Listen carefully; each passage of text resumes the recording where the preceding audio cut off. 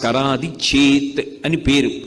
ఆరోగ్యమునకు కారణం ఎవరు అంటే ఒక్క సూర్యబింబమే.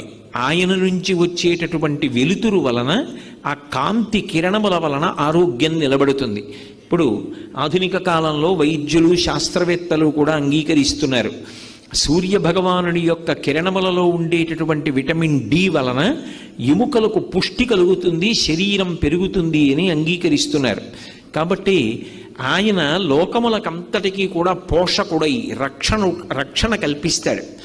సూర్యకిరణములు తగలని చోట ఒక మొక్క ఉంచారనుకోండి, ఆ మొక్క వడిలిపోతుంది, మాడిపోతుంది, ఆ మొక్క పెరగదు. సూర్యకిరణములలో ఉన్నటువంటి శక్తిని తీసుకుని చెట్లు తమ ఆకులలో పత్రహరితాన్ని తయారు చేసుకుంటాయి. ఆ పత్రహరితమును ఆహారంగా ఉంచుకుని చెట్లు వృద్ధిలోకి వస్తాయి.